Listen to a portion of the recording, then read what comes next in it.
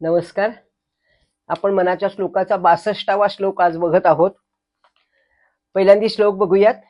निजध्यास तो सर्व तुटून गेला, बळे अंतरी शोक संताप ठेला, सुखानंद आनंद भेदे बुडाला, मनी निश्चयो सर्व खेदे बुडाला.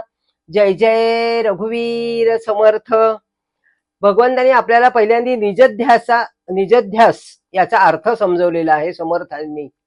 आणि ते सांगताना ते म्हणतात की स्वस्वरूपाच्या प्राप्तीचा ध्यास म्हणजेच निजध्यास. बरोबर आहे. निज म्हणजे स्वतःचा ध्यास, म्हणजे त्याचा आपल्याला लागला पाहिजे ध्यास असा. पवित्र, शांत आणि असा होण्यासाठी आपल्याला ध्यास लागला पाहिजे. आता पवित्र कशाने होता येईल तर भगवंताच्या नामानेच पवित्र होईल की नाही. श्रवणाने पवित्र होऊ आपण, त्याच्या निरनिराळ्या लीला ऐकून आपण पवित्र होऊ, म्हणजेच भगवंताच्या गुणांनी त्याची स्तुती केल्याने आपण पवित्र होऊन जाऊ. तसा निजध्यास ते म्हणतात. आणि शांत होण्याचा ध्यास लागेल. आपल्या जीवनाकडे बघण्याचा दृष्टिकोन बदलेल की भगवंतच हे सर्व करत आहे, आपली काय शक्ती आहे, आपण एक पान तरी हलवू शकू का, ह्याच्यामुळे आपल्याकडे आपण स्वतः अभ्यास करायला लागू. आणि म्हणून कशाला आपण वाद घालेल, आपण वाद घालणारच नाही. अन्न पचवावे लागतं, जसं अन्न आपण खाल्लं की पचावं लागतं की नाही, तसं ग्रंथांचा अभ्यास केला असेल किंवा शास्त्राचा अभ्यास केला असेल तर ते पचवावे लागतं. ते पचलं नाही तर आपल्याला नीट समजत नाही, आणि पचलं नाही, समजलं नाही तर आपण वाद घालतो, नाही का. म्हणून कुठूनही वाद घालतात, आपण काही सुरुवात करतात. एकदा निजध्यास जर तुटला म्हणजे आपल्याला त्याचा जर ध्यास लागला नाही तर मग आपल्यामध्ये भेद, स्पर्धा, तिरस्कार, द्वेष या गोष्टी निर्माण होतात. सुडाची भावना, तिने असं केलं मग मी तसंच करणार, सुडाची भावना हे सुरू होतं. त्यामुळे प्रपंचामध्ये पण नंतर हे सुरू होतं, भेद, स्पर्धा, सासू सुनांमध्ये, घरातल्या कुटुंबामध्ये, इतर नात्यांमध्ये सुद्धा. आणि मग वादाची प्रवृत्ती निर्माण होते जास्त. म्हणून गोंदवलेकर म्हणतात की विद्वान असतात पण त्यांच्यामध्ये भाव आणखीन प्रेमाची कमतरता असते. म्हणजे गीतेमध्ये, भगवद्गीतेत उदाहरण दिले भगवंतांनी 10व्या अध्यायामध्ये, बुधा भाव समन्विता. म्हणजे काय आहे, भाव आहे, बुद्धी आहे, त्याच्याबरोबर प्रेम पण पाहिजे. ज्ञान असू दे तुम्हाला, बुधा भाव समन्विता, भाव आहे, बुद्धी आहे, आणि त्याच्यामध्ये प्रेम पण पाहिजे. ह्या गोष्टी जर असतील तर गोंदवलेकर महाराज म्हणतात की विद्वान मी त्यांना, म्हणजे मला ते त्यांच्यापाशी आदरच आहे, पण ज्यांच्याजवळ प्रेम नाही ते मला अजिबात पसंत नाहीत. म्हणून विद्वत्तांना, माणसांचा मी आदर करतो पण प्रेम नाही, त्यांचा नाही. वाद अनेक कटकटींना जन्म घालतात. म्हणून संत वाङ्मयांचा अभ्यास करावा असं ते म्हणतात. चिंतन करावं, निजध्यास करावा, त्याने दुःख निर्माण होत नाही, ईश्वर निष्ठा वाढीच लागते. आणि म्हणून बाकीचे आपल्या ज्या इतर विचार आहेत ते सगळे डळमळीत होऊन जातात आणि माणूस मग अधपतित होण्यापासून वाचतो. म्हणून ग्रंथ अभ्यास, वेदाभ्यास हे खूप महत्वाचं आहे.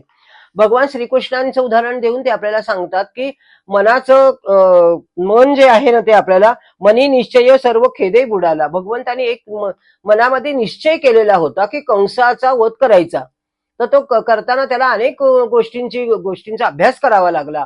आणि म्हणून म्हणजे आपल्याला त्यांनी ते सगळं सुचवलं की या प्रकारे असं या गोष्टी जीवनात घडू शकतात.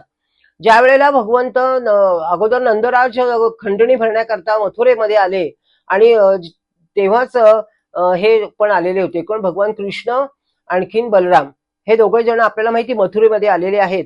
आणि मथुरेमध्ये आल्यानंतर बगीच्यामध्ये ते जेव्हा जातात, सगळीकडे फिरतात ते पहिल्यांदा येता, आणि फिरताना त्यांना बगीच्यामध्ये एक कोण भेटतो, राजाचा धोबी असतो, तो त्याचे राजाचे कपडे घेऊन चाललेला असतो.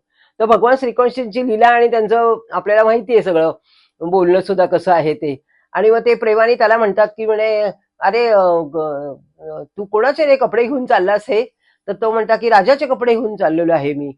तर भगवान श्रीकृष्ण त्याला म्हणतात की अरे मला दे की ते कपडे. आणि मग ह्याला वाटतं त्याला की गवळ्याचा पोरगा आणि राजाचे कपडे मागतोय. मग त्या दोघांमध्ये तिथे द्वंद्व युद्ध होतं, म्हणजे दोघांची वादविवाद होतात. त्याचा परिणाम युद्धामध्ये होतो आणि मग त्याचं मनाचं सगळं खच्चीकरण करून तो तिथेच त्याला मनाने हरवून टाकतो. म्हणजे द्वंद्व युद्धच दाखवले ते, म्हणजे युद्ध कसं हाताने होईल किंवा बोलल्याने होईल असं त्याच्या दोघांच्या मध्ये वाद होतात. आणि मग त्यांनी काय केलेलं आहे की भगवान श्रीकृष्णांनी पहिल्यांदा धोब्याचं मनाचं खच्चीकरण करून टाकलं. अर्ध हे तर तिथे जिंकलं त्यांनी. आणि म्हणून मनाचं खच्चीकरण न होता मन कसं आपलं पाहिजे आहे हे ते आपल्याला उदाहरण देऊन समर्थ सांगतात की ज्या वेळेला युद्धाच्या प्रसंगी सुद्धा कर्णाच्या रथावरती त्याचं मनाचं खच्चीकरण सतत होत होतं. त्याचा जे सारथी होते ते सारखे त्याच्या मनाचं खच्चीकरण होते की तुझ्याकडनं युद्ध जिंकलं जाणार नाही, तुझ्याकडनं हे मारले जाणार नाही, तुझ्याकडनं हे हरले जाणार नाही, तू इकडे मला रथ न्यायला सांगू नको, इकडे तिकडं तिकडं त्याला ते सारखे मनाचं खच्चीकरण करायचे आणि सतत सतत त्याला बोलत राहायचे की अशांचं कुठे विजय होत असतो का. म्हणजे मन जिथे एकदम आपलं कोणी दुर्बल करून टाकलेलं असतं की ती त्या वेळेला आपलं संपूर्ण नैराश्य येऊन जातं. आणि म्हणून भगवान कृष्णांनी ही आयडिया केली की त्या धोब्याच्या मुलाचं जातानाच पहिल्यांदा मनाचं खच्ची करून द्वंद्वयुद्ध त्यांचं तिथे झालं.